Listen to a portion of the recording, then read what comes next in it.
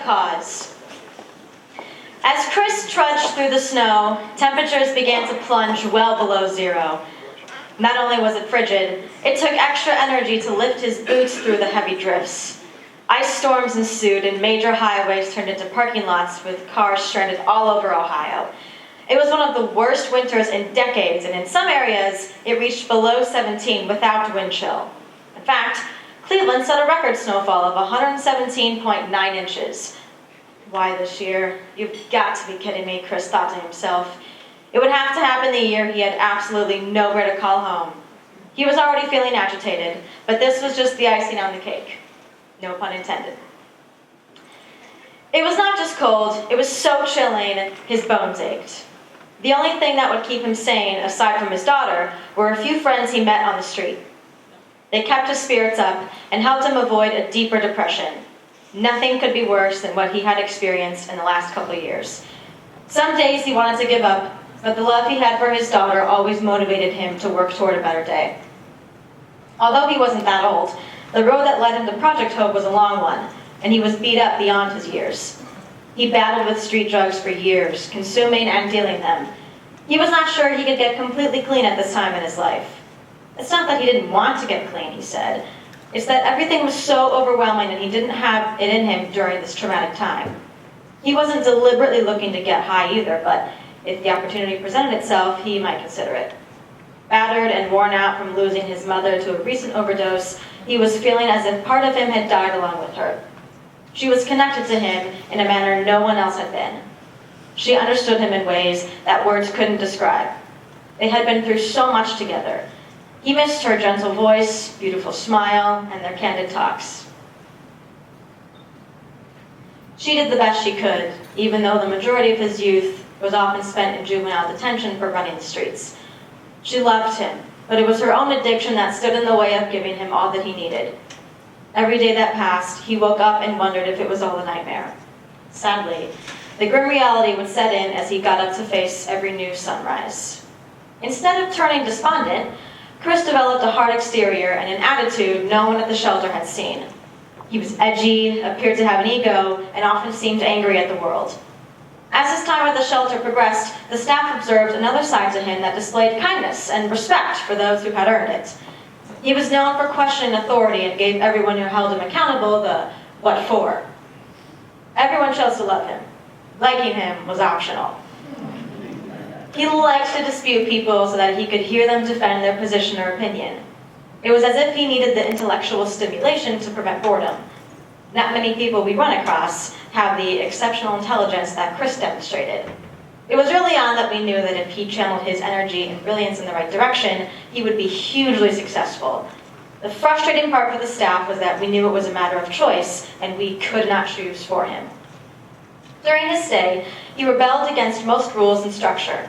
In spite of this, he became gainfully employed, got medical attention, saved money, and moved into his own housing. When he went to leave, our program director handed him a blanket with some other items for his transition. "We'll see you back here to serve," I said. He laughed uncontrollably, rolled his eyes, and said, "No offense, but there is no way you will see me back here." Close to a year passed, and one day I received a call.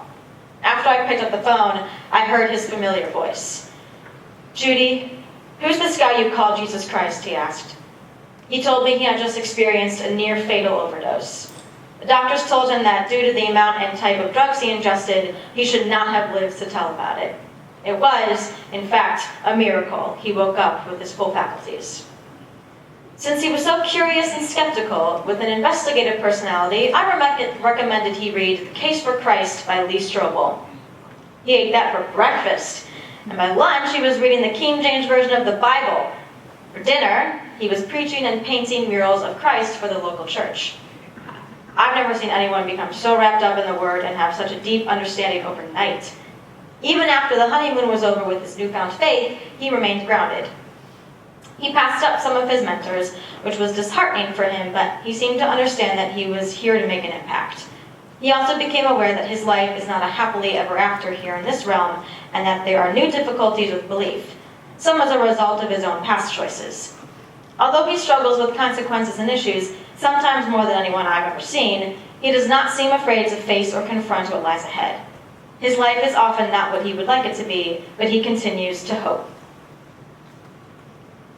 He has proven in the midst of being plagued with panic attacks and agoraphobia, he still outwits most and has the intensity and drive to pour it into first-place artwork.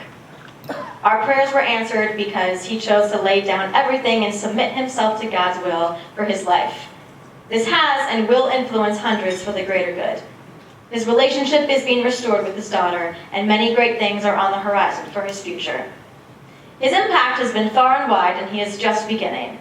His artwork began as doodling when he was locked up on and off during his youth, and has since become a conduit to express his pent-up emotions and thoughts.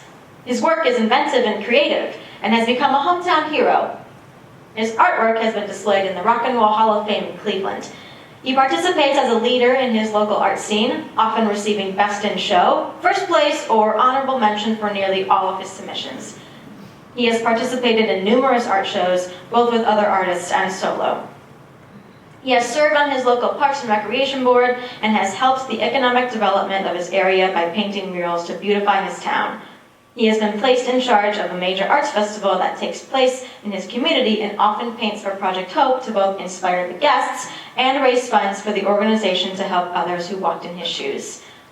His art came alive as he orchestrated a live painting skit called God's Picture at a Convoy of Hope event in Lake County, an event which helped more than 5,000 people. He also designed a famous band's album cover, and although most of his art is local, he has commissioned art for people in other parts of the world.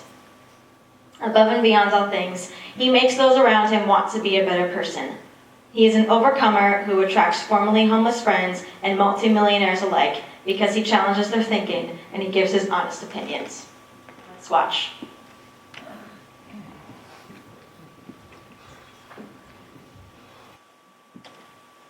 You've got to be kidding me! Why this year? The one year I don't have a home.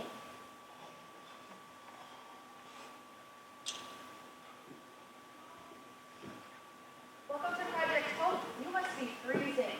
Come on in and have a seat with the others.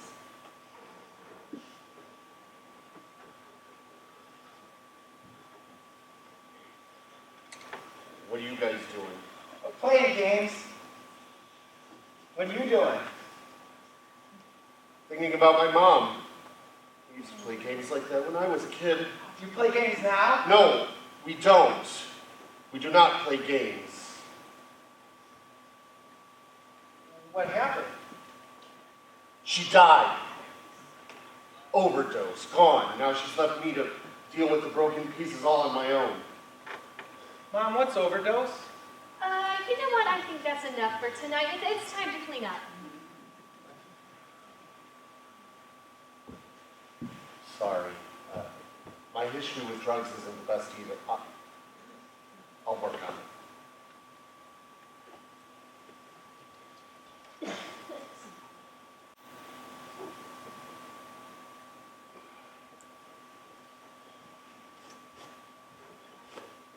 We'll see you back here to serve.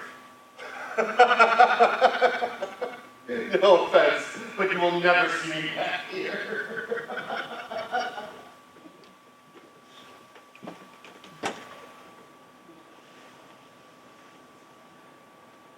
Judy, it's Chris. I just experienced a near fatal overdose. Who's this guy you call Jesus Christ? To start, read the Case for Christ by Lee Strobel. After that, read the King James Version of the Bible.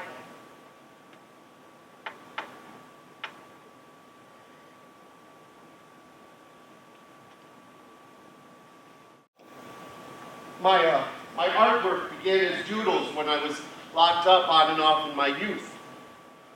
Now it's become a conduit to express my thoughts and emotions. My artwork has been displayed in the Rock and Roll Hall of Fame. I've participated in many local arts series and won first place and Best in Show and honorable mentions. I welcome you now to my live painting skit I call God's Picture. This event will help over 5,000 people. Above and beyond all else, I want to make those around me want to be a better person, just like Project Hope did for me.